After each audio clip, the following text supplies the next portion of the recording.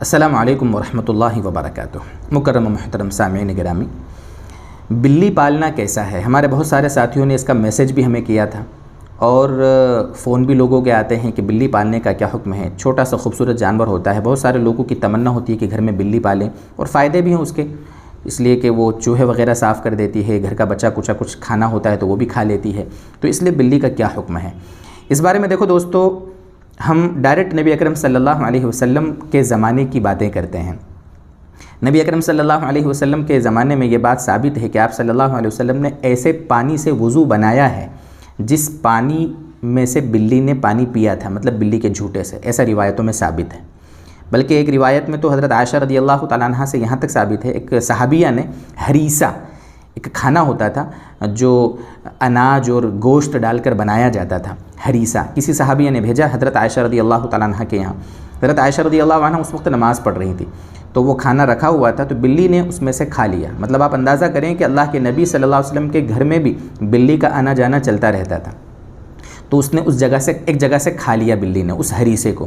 حضرت عائشہ رضی اللہ عنہا نماز سے فارغ ہوئی اور آپ نے اسی جگہ سے کھایا جہاں سے بلی نے کھایا تھا، یہ بتلانے کے لیے کہ بلی کا جھوٹا پاک ہوتا ہے۔ اور بہت سارے صحابہ سے یہ بات ثابت ہے کہ وہ بلیاں پالتے تھے، بلکہ آپ نے حضرت ابو ہریرہ کے بارے میں سنا ہوگا، مشہور صحابی ہیں، بلکہ احادیث سب سے زیادہ نبی اکرم صلی اللہ علیہ وسلم سے جنہوں نے روایت کیا وہ حضرت ابو ہریرہ رضی اللہ تعالیٰ عنہ۔ ان کا نام کیا تھا؟ اکثر لوگ ان کا نام نہیں جانتے۔ ان کا نام راجح قول کے مطابق عبد الرحمن تھا، عبد الرحمن بن صخر ان کا نام تھا، لیکن ان کی کنیت ابو ہریرہ پڑ گئی تھی، ابو ہریرہ۔ بہت سارے لوگ اپنے بچوں کا نام رکھتے ہیں ابو ہریرہ، صحابی کی محبت میں رکھتے ہیں۔ ابو ہریرہ کا مطلب ظاہری دیکھا جاوے تو بلی والا، اور اگر ابو کے معنی باپ کے کرتے ہیں تو بلی کا باپ، یعنی بلی کے چھوٹے بچے کا باپ، ظاہراً اس کے معنی یہ ہوتے ہیں بلی والا، بلی سے جس کو مناسبت ہو، بلی پالنے والا۔ تو ان کی یہ کنیت کیوں پڑ گئی تھی ابو ہریرہ؟ علماء نے اس بارے میں بہت ساری توجیحات لکھی ہیں۔ ایک اس کی جو مشہور وجہ ہے ابو ہریرہ کو ابو ہریرہ بولنے کی، ایک مرتبہ ان کو کہیں سے بلی کے بچے مل گئے، بلی کے چھوٹے چھوٹے بچے، ان کی ماں نہیں ہوگی، بچے مل گئے، پریشان ہوں گے۔ ابو ہریرہ رضی اللہ تعالیٰ عنہ نے ان بلی کے بچوں کو اپنی آستین میں رکھ لیا اور لے کر آ گئے ان کو پالنے کے لیے، محبت رکھنے کے لیے۔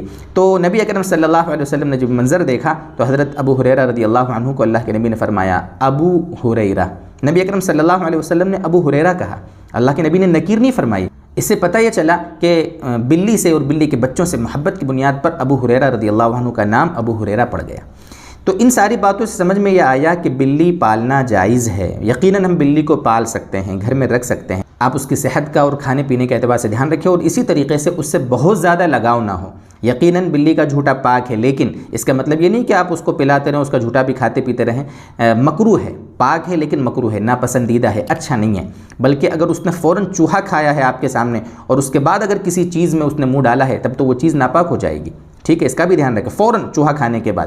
لیکن اگر ویسا نہیں ہے، ہمارے سامنے چوہا وغیرہ نہیں کھایا ہے، تو پھر اس کے مسائل الگ ہوتے ہیں۔ کل ملا کر بہرحال پالنا جائز ہے، بہت زیادہ اس سے لگاؤ نہ رکھیں، پالنے کی حد تک، اور گھر کے جو بھی چیزیں ہوتی ہیں بچہ کچا کھانا دینے کے اعتبار سے یا چوہوں کی صفائی کے اعتبار سے پال لیں، اس کی گنجائش ہے۔ اللہ تبارک و تعالی ہمیں شریعت کی ساری باتیں سمجھائے، عمل کی توفیق عطا فرمائے۔ وآخر دعوانا ان الحمد للہ رب العالمین۔